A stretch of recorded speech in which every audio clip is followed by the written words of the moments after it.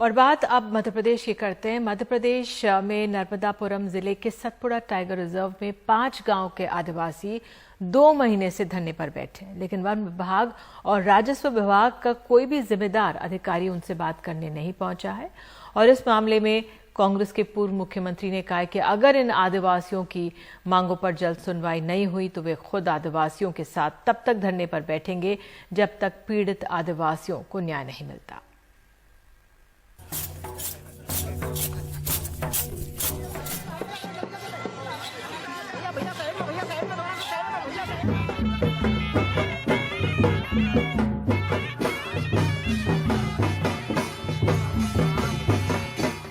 संगीत में, नृत्य में जो शब्द कहे गए हैं वो जीवन का उत्तम तत्व ज्ञान जंगलों में जिंदगी गुजारने वाले मेरे आदिवासी भाई बहनों ने आत्मसात किया।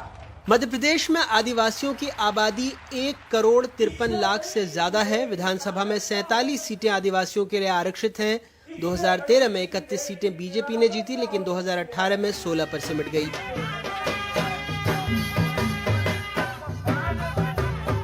ऐसे में आदिवासियों को रिझाने सरकार हर उपाय कर रही है,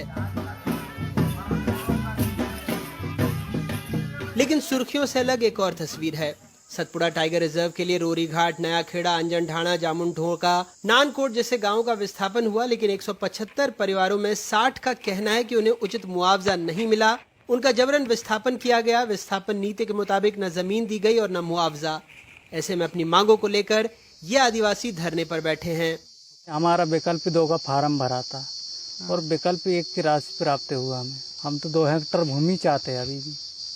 अभी भी मांग रहा, पुराने गांव से मांगते मांगते अभी तक मांग रहा। कुछ रोजगार रहता तो हम करते रहता, उसमें हमारे बाल बच्चे थोड़ा बहुत पका लेता, खाता, तो ऐसा धरना नहीं रखता हूँ। हमारे पास कुछ नहीं बचा तो हमने धरना डाल लिया। वन विभाग की नीति के अनुसार विस्थापन के लिए इन गांव वालों को 2 विकल्प दिए गए थे।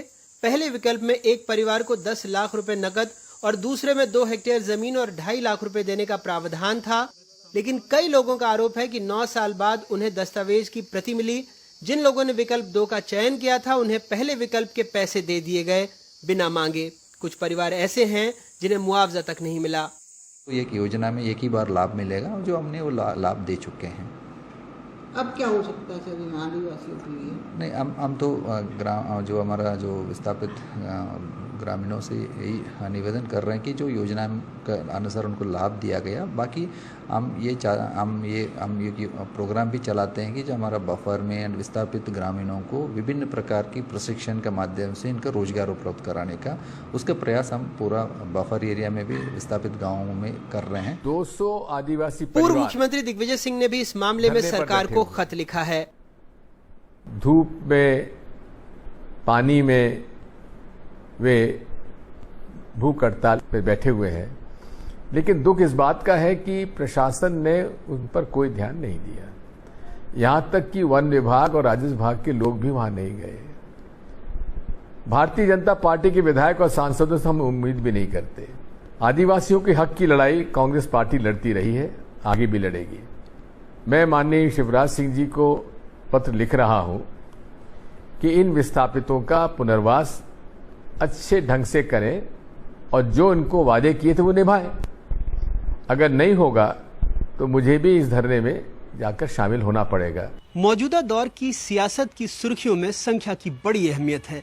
जैसे करोड़ों की योजना, करोड़ों लाभार्थी, लेकिन अगर किसी योजना में कोई विसंगति आ जाए और लाभार्थी उंगलियों पर गिने जाएं तो उनकी तकलीफ कोई नहीं सुनता। सरकार और प्रशासन भी भरसक उसे ढांकने की ही कोशिश करते हैं, जैसे सतपुड़ा टाइगर रिजर्व के ये विस्थापित आदिवासी। नर्मदापुरम में अपने सहयोगी संजय दुबे और भोपाल से कैमरा पर्सन रिजवान खान के साथ अनुराग द्वारी, NDTV इंडिया।